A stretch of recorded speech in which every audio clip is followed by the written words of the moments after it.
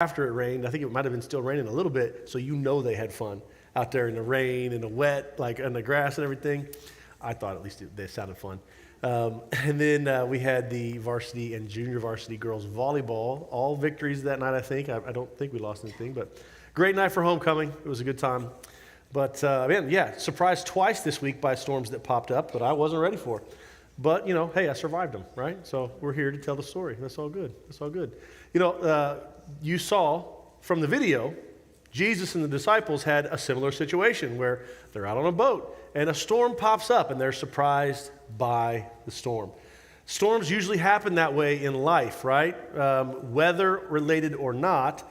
Sometimes we know the storms are coming because we were smart and watched the Weather Channel or the weather app or the news, whatever.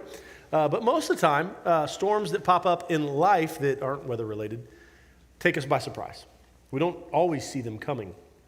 And so the title of the message, Whether or Not, is a play on words because it's weather like storms and weather.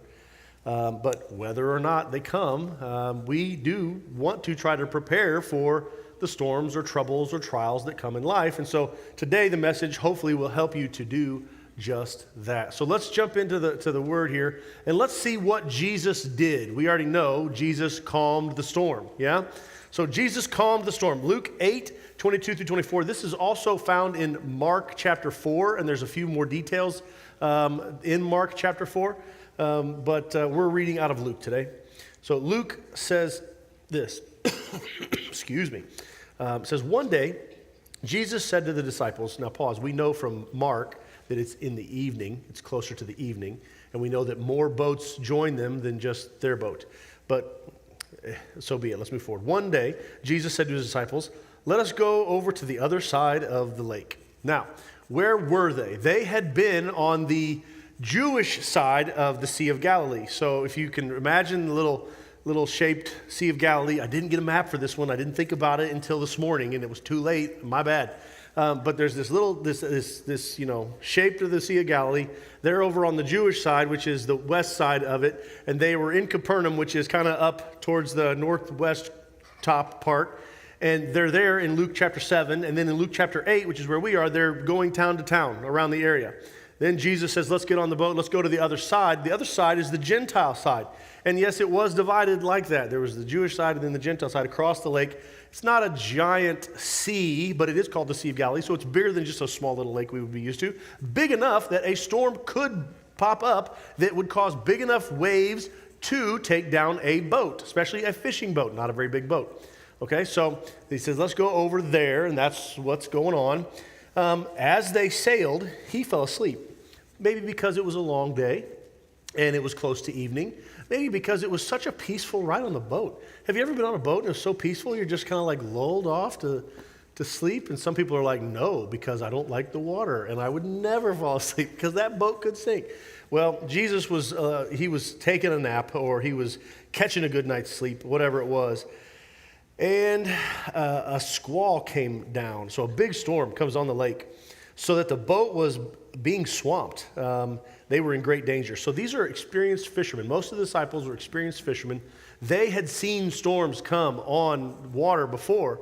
That was the Sea of Galilee that was their place. That's where they made their living, most of them, and that's what they were used to. And so they'd seen storms. This one was such that it was pretty dangerous and pretty scary, and they were taking on water. They were about to sink, about to be swamped, where the water comes over. It fills up so much the boat goes down. And so they are kind of panicked. So the disciples went and woke Jesus up and saying, Master, Master, we're going to drown. He got up, he rebuked the wind and the raging waters. The storm subsided and all was calm. So that's what Jesus did. He calmed the storm, right? So why did Jesus do it? Well, Nate, that's an easy answer because there was a storm, right? They were going to drown and he calmed the storm so they didn't drown. Excuse me. Yeah, that's true. However, there's a little more to it. We see this because we know, this is what Jesus says immediately, next verse. Luke chapter 8, verse 25. He says, where is your faith? So Jesus did it to grow the disciples' faith. Okay? So he says, where is your faith? He asked the disciples. In fear and amazement, they asked one another, "Who is this? He commands even the winds and the water, and they obey him." Right now, we're going to circle back around to this story towards the end of the message, and so we're going to depart from it here a little bit. But I want to leave you with this: that not all. I want to leave this story by saying this: not all storms in our life are weather related. Some are persecution. Some are what the Bible talks about as troubles or trials, testing, right? So there's a lot of different things. And so the purpose of the rest of this message is to help us to prepare a proper perspective for when we're facing persecution or troubles or trials or tests, when we're facing suffering. Okay? So we're going to look at what James has to say about it. He's somebody that wrote the book of James.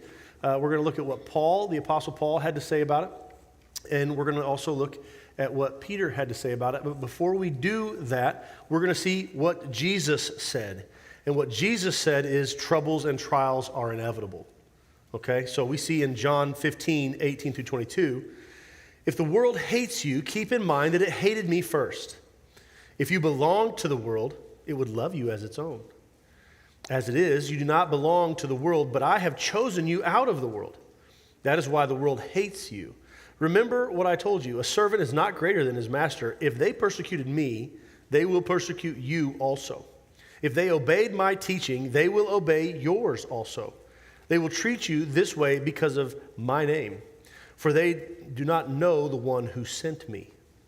So Jesus says, hey, troubles and trials, persecution, it's inevitable. It's going to happen. It's going to happen because, especially persecution, if we belong to Jesus, if we know Jesus, if we're following Jesus, then the world is going to see that, and they're not going to like that because they don't like Jesus, and they don't like Jesus in us. And so they will come against that, right? So we shouldn't be surprised when these things happen. And so that is really part of having a good, proper perspective on persecution and trials and troubles and suffering, that they're going to come. Right? And they're inevitable. So, look at this map.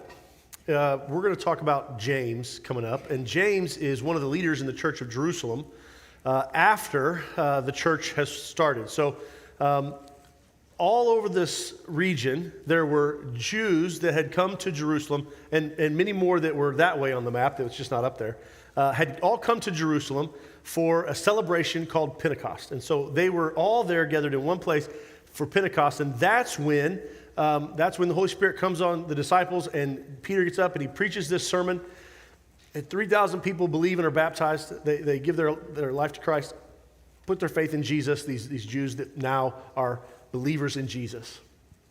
And some great things start to happen in the church, that early church. Man, they're sharing with one another. They're seeing miracles happen. All these really cool things that are going on in the church, and the rest of the city's even taking note of how this group of Jewish believers, these followers of Jesus, of what's going on among them. And then this guy named Stephen gets martyred. He gets killed by the Jewish leaders, and that is the thing that starts this persecution that breaks out on these new Christians, these new believers. And so they go out of the city. A lot of them leave the city. They go back to where they were. And so they disperse out to these places. Now, why do they disperse out to these places? Well, because that's where they were from, first of all. And why were they from there? Well, because centuries earlier, the Jewish people had been dispersed as well. All the way back from 722 when the Assyrians came and conquered the northern kingdom, and then they took them out of there and dispersed them around the world. And then in 587 BC, when the Babylonians came and conquered the kingdom of Judah, and they dispersed them around the world at the time as well. Not like the global world, but around the world that was central there in Central Asia and Southern Europe and Africa, that whole world, right? In the Middle East areas. And so they were dispersed, but these Jews kept coming back to Jerusalem for the celebrations and the different things that were taking place. And in this instance, the day of Pentecost, they were there. And this happens, and they believed, and then this church is formed, and then this persecution breaks out, and they're dispersed back to where they are, but now they're taking the gospel back to other Jewish people, to their synagogues, and they're forming churches. And that's where we see in the rest of the New Testament, we see the Apostle Paul and even a lot of the disciples that are traveling around to these different churches. They're writing letters to these churches. They're talking to these different groups of Jewish believers and even Gentile believers in the rest of the Bible.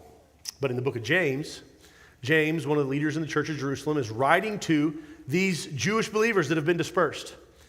And he says this to them. James 1, 2 through 4. He says, "Consider it pure joy, my brothers and sisters, whenever you face trials of many kinds, because you know that the testing of your faith produces perseverance.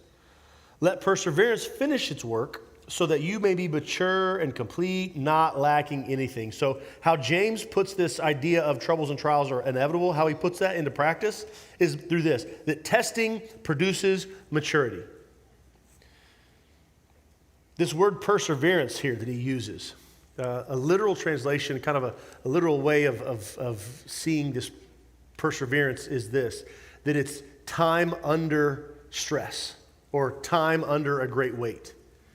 So let me pull that into like a workout kind of a scenario, right? A weightlifting analogy. There's a thing in weightlifting called time under tension. And so what it is one of the ways you can do time under tension is to make the lift last longer. So let's say we're doing bench press, right? We're laying on our back, we're taking the bar, we're pushing it up. Well, you can rep it quick, right? And that's going to help you get explosive muscle contraction, right? Explodes. That's a quick rep. Now, time under tension, you can do like 3-second, 5-second count. Like you want to make that time under that weight as long as you want to hopefully build more muscle, to strengthen that muscle, right? And so what's happening under that, you're let's say we're doing the bench, like we're going to count 5 on the way up. 1, 2, 3, 4, 5. You get to the top and now you're bringing it back down. 1, 2, 3, 4, 5. What that's doing, it's tearing all these little tiny muscle fibers. It's using the stabilizing muscles. It's working things that aren't going to get worked when you do that quick rep, right? That explosive rep. Both are good for working out, right? Both have purpose, but the time under tension, that's where, man, you really can develop strength, like grown man strength, right? That's a thing. Dad strength, that's a thing. Yeah. Grown man strength. Not with a little quick bang, bang, right? You got to have that for different sports, yes. I wasn't even trying to get y'all to laugh, and you're laughing at me. It's good. Anyway, it's the same thing with our trials that we go through, the persecution we face, the testing we go through. It's the time under the weight that teaches us, that helps us to grow and become mature. Okay? So that's how James puts it into practice, that the testing produces maturity. So we think of testing often like this. You see this picture.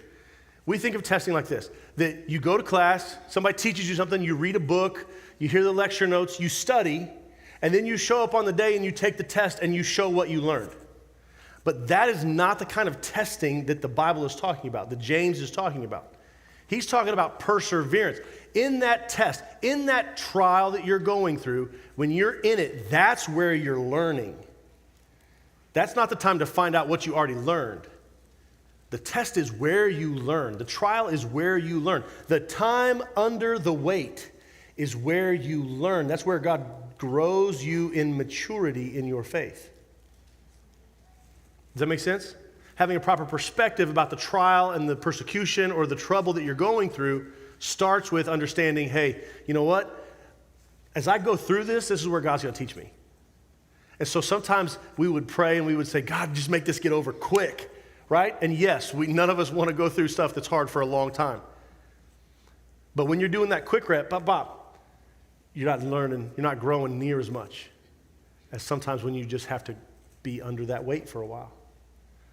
So when James says, hey, consider it pure joy, my brothers, when you face trials of many kinds, get the proper perspective on it, that's how God's going to grow you. You can at least take comfort in knowing, you know what? God hadn't forgotten me in this. He's going to walk with me through this, and I'm going to come out on the other side. I'm going to come out having grown through this. Okay? So now let's move to Paul's perspective and how Paul puts this idea that troubles and trials are going to be inevitable. They're going to come. Paul puts it into practice like this, that there is strength in our weakness. That's how Paul would give us perspective here. 2 Corinthians 12, 9 and 10. So Paul, in this passage, he has told us that he's had this affliction. He's had this thorn in the flesh that's bothered him. And he's asked the Lord multiple times to take it away. And this is what the Lord has told him when he's asked, okay? So each time he said to me, Paul saying, each time the Lord said to me, my grace is all you need. My power works best in weakness. So Paul says, so now I'm glad to boast about my weakness, so that the power of Christ can work through me. That's why I take pleasure in my weakness, in my insults, hardships, persecutions, and troubles that I suffer for Christ. For when I am weak, then I am strong. All right, so if I were to give you a picture that kind of will help wrap your mind around this a little bit, it's kind of a cheesy picture, but this is the picture I would put. That in our weakness, when we are our most broken, we are our weakest point, that's where his strength can show up the most. Okay? And if we're just handling problems that we can do on our own strength, what do we need his strength for? Right? So when we go through those things, right, when we are at our weakest, that's where his strength can really show up, and really that's where he can make us stronger than we ever would be on our own. It's in our weakness that we can become strong. So perspective here from Paul is, hey, you know what? He was talking initially about his physical affliction that he had. That's what he was talking about initially. He'd asked for it to be taken away. He was suffering physically. But then he related this and brought it right on over to everything else he was facing, because he faced hardships, persecution, insults, troubles that he suffered for Christ. That in the weakness in all of those things, when he was weak, he now boasted, like, I'm so weak, but if it wasn't for God, I would never have made it through this. Because he realized it was God's strength that took him through it. Okay, so that's strength and weakness. That's a perspective that Paul brings. Now, what about Peter? Peter puts this idea that troubles and trials are inevitable. He puts this into practice like this. Peter says that sufferings reveal the glory of God. Okay, so 1 Peter 4, 12 through 14. Dear friends, don't be surprised at the fiery trials you are going through, as if something strange were happening to you.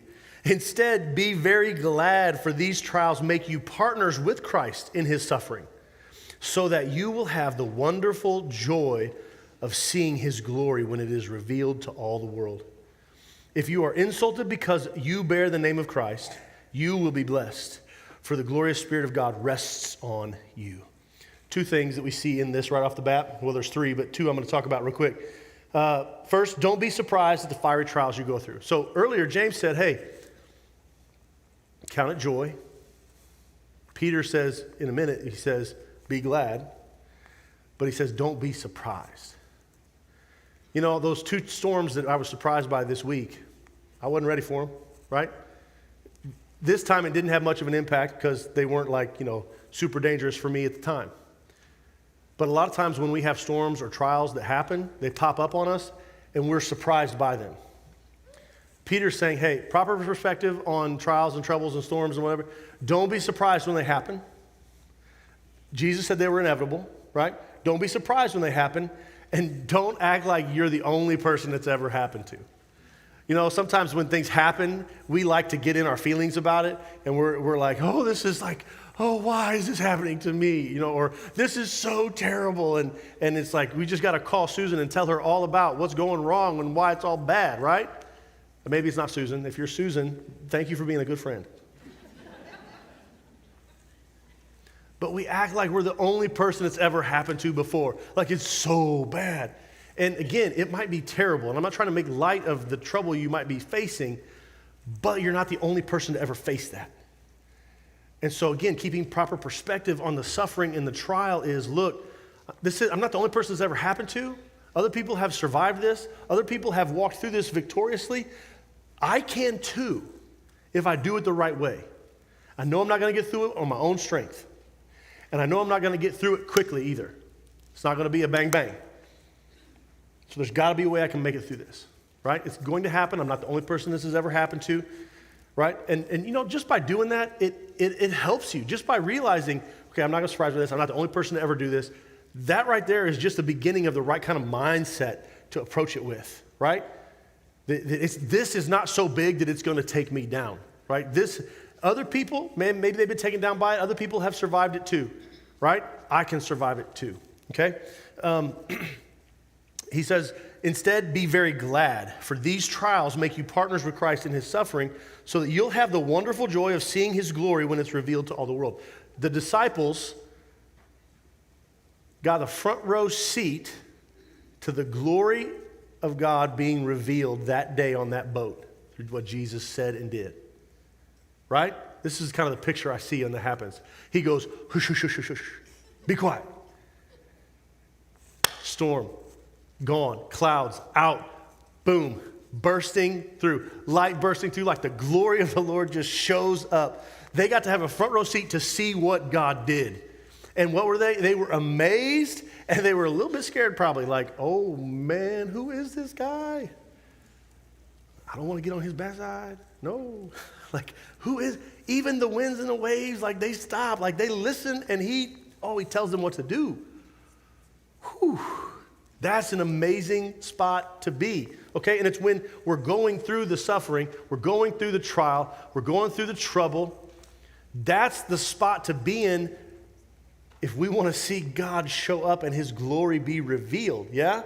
Proper perspective here says this, look, I'm going through this and I don't like it and it's tough, but this is exactly where I need to be to grow my faith, to find strength that I've never had because it's the Lord's strength, and to see God show up and do something amazing. That's the only place you see those. Like that's where you're going to see it. You know, for all the disciples, for all that they did wrong that day, they did a couple things right. Okay? I'm going to tell you what those two things are. But I want to remind you of this. This is what we learned from James, Paul, and Peter. We learned that through those trials, maturity will come. Right? Maturity can come, not will. It can come if you approach it the right way. We learned that there's strength in our weakness. We can find strength we've never known before, but it's the strength of the Lord if we approach it the right way. And also, we can see God's glory revealed. Again, we might miss it, but we can see it revealed if we go through it the right way. So what did the disciples do right that you and I can do right? This is what they did right. First thing, they sought Jesus in the midst of the storm. That's in the story. You saw it, right? You see it. They sought Jesus in the midst of the storm. Sometimes when storms pop up, we don't think to seek Jesus first. We begin to think of, how can I get out of this? What can I do? How can I? We go into action mode. We go into our own strength mode. And we get caught up in our own feelings then, right? Like, oh, why is this happening? Or why, God, why me? I know this is so terrible. No one's ever faced. We can get into that. They sought Jesus first. In the midst of our struggle, in the midst of our trial, in the midst of our trouble, we need to seek Jesus first. The second thing they did right, they stayed on the boat. They stayed with Jesus through the storm. Sometimes something will happen, and we'll begin to doubt the Lord. And Jesus' answer to them, or his question to them, is the same to us. Where's your faith? Where's your faith? He was with them on the boat. He said, I'm going to take you across. We're going to go across the lake.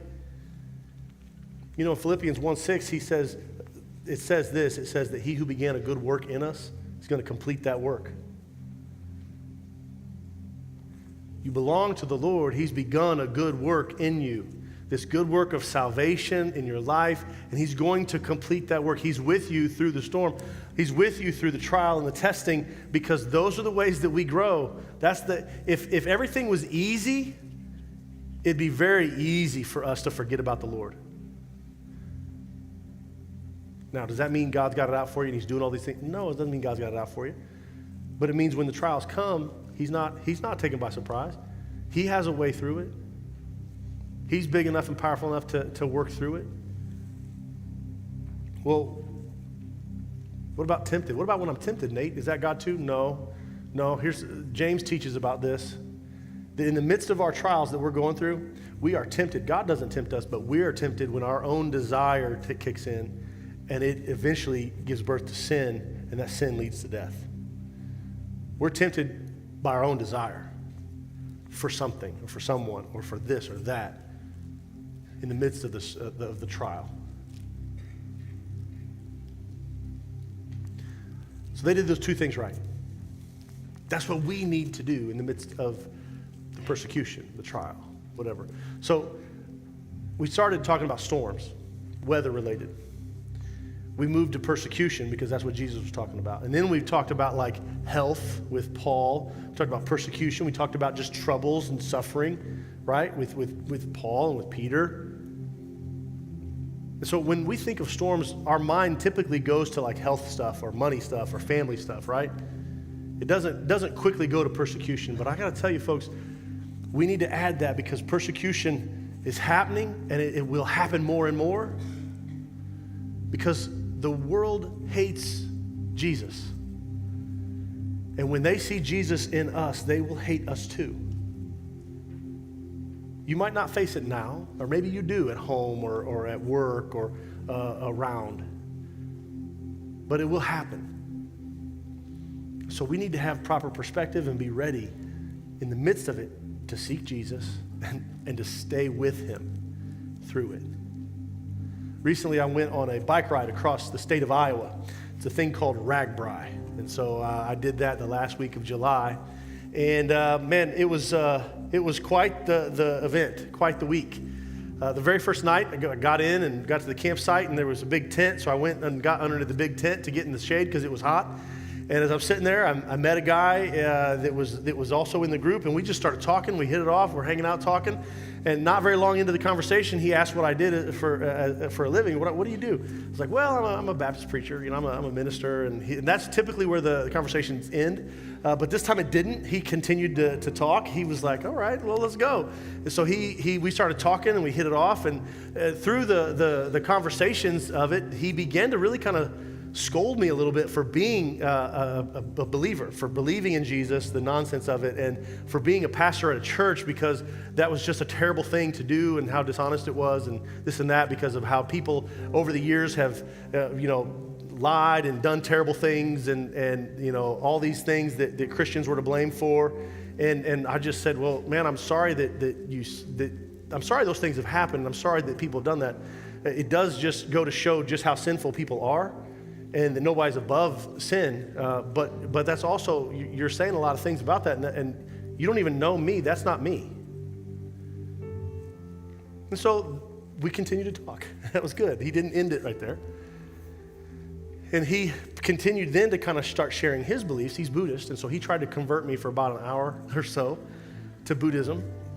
And we just, the rest of that week just kept talking, kept hanging out.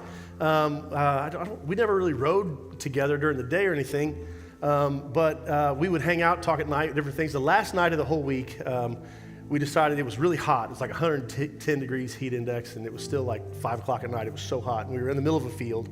So we're like, let's go over to that Hy-Vee because it was the closest thing. And Hy-Vee is a grocery store in Iowa, and they are really nice. This one had like a food court, man. It was like a big time. So we go over. I got some sushi. There was some barbecue. There was Wahlburgers. There was all these different things in this food court. And so we're hanging out, talking, and just having a good time with a group. And then we start to leave the Hy-Vee. And as soon as I stepped outside the sliding glass door, I'm just pelted with this big gust of wind and sand. It just, and it's like, oh, and the tree is like knocked over in the parking lot, like bent over, and there's this giant cloud, and this big gust of winds coming in. A storm blew in out of nowhere. Surprised. I was surprised. I didn't know it was coming. And so I immediately stepped right back in. It was like, I'm just going to chill here for a little bit because it's just a tent in the middle of a field is all I got to go back to. I'm going to hang out here. Turns out a tornado had come through. 95-mile-an-hour winds were clocked at one spot, and it just was crazy out there. So we're all standing there, a bunch of riders from the rider all there. And one thing you need to know about RAGBRAI, for some people, it is a big party on wheels, right? And they take a week off to party and ride bikes. I don't know how they even can do it, but they do. That's not how I'm doing it. I'm just like having a good time riding bikes, right?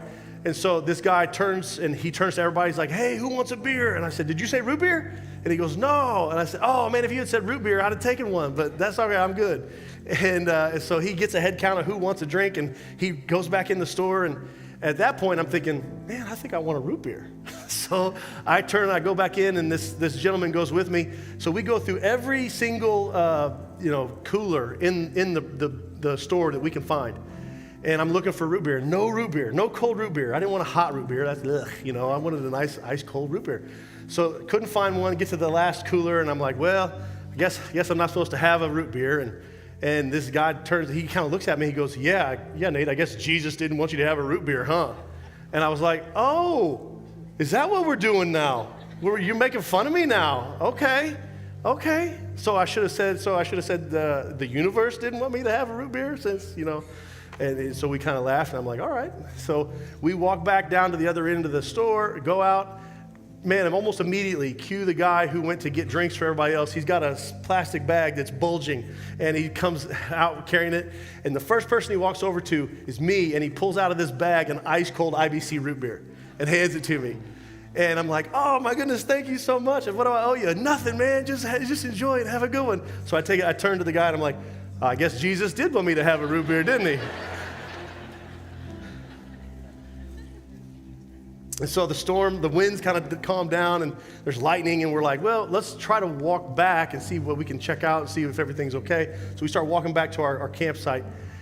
And as we get there, there's like a lake, there's the field, and there's a 3-story parking garage with no sides. And the deluge of rain just comes. So we run to the open, exposed parking garage to weather, a tornado. And so we go there, and we're hanging out there. We're just talking about faith, talking about everything. He's asking questions and everything, and we're talking, and eventually the rain kind of dies down, so we go back at about 11:30 at night, back over to the field where our stuff is.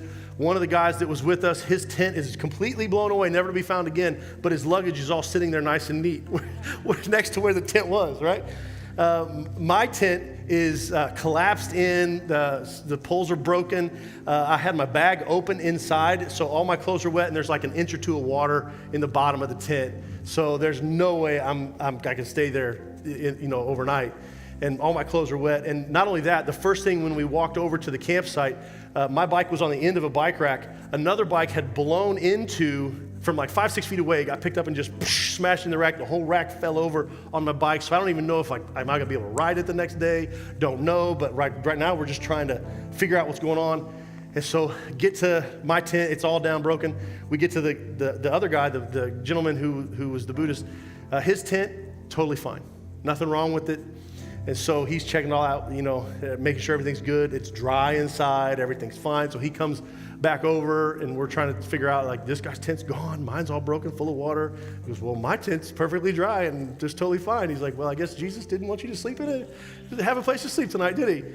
And I kid you not, like, immediately another guy walks up and says, hey, if you guys need a place to stay, this house is open here. Their basement's open. They got air conditioning and towels. You can take a shower. You could just, go there. They got food too. And so I immediately turned to him. I'm like, well, I guess Jesus did want me to have a place to stay tonight, didn't he? And, and we kind of laughed about it. But at the same time, every time the 2 times I did that, it was kind of like, ha, ha, ha, ha, on his part. He didn't like that. And so I tell you this, and it's humorous, it's funny, but I want to point out some things. First of all, didn't expect to be persecuted while I was on just a bike ride. Is that bad, harsh persecution? No, it's pretty like surface level persecution, right? And especially because it was passive aggressive behind a smile. Yeah, but it was because he doesn't like Jesus, and he didn't like seeing Jesus in me, and he wanted to dissuade me from believing in Jesus and following Jesus. So that's why he said the things he said. But in the midst of the storm that I was facing, both weather-related and just persecution-related, God showed up and revealed his glory through an ice-cold IBC root beer and through a air-conditioned basement where I got to sleep in a recliner that night, dry and cool and comfortable and clean.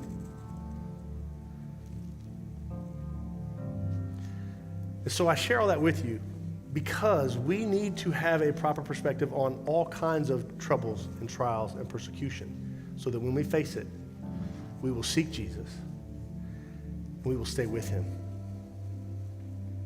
I could have very easily just taken that insult. Not really an insult, but you know what I'm saying? I could have just taken that and like not said anything and just kind of gone with it to not cause any problems or whatever.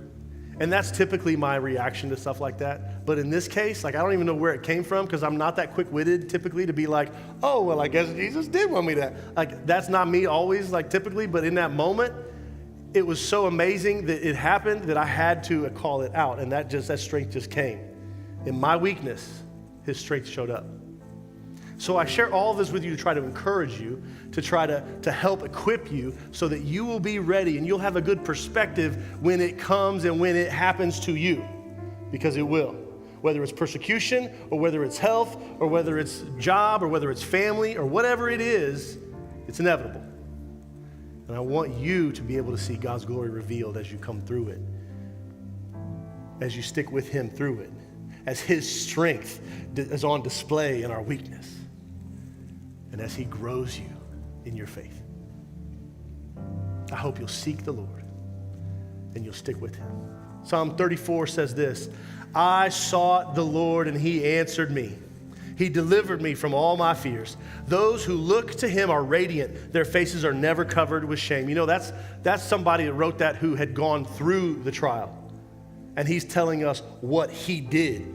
He sought the Lord answered and delivered him from his fears, right? So for me, knowing that it's coming, I'm going to seek the Lord.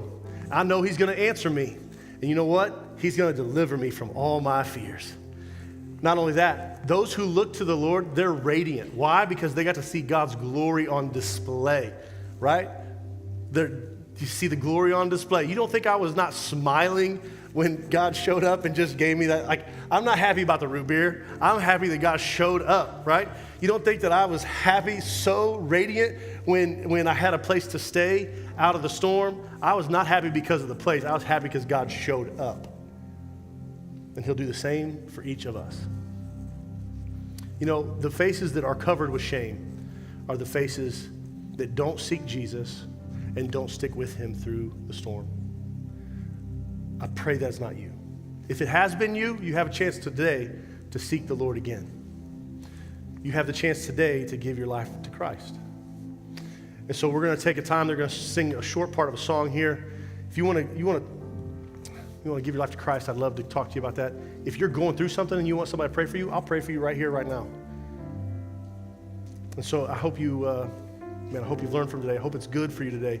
And I hope that whatever you're going through, man, this is helpful for you. And I hope you seek Jesus today. Let me pray. Father, I thank you for the folks that are here today. I thank you for this message, and I pray you'd use it.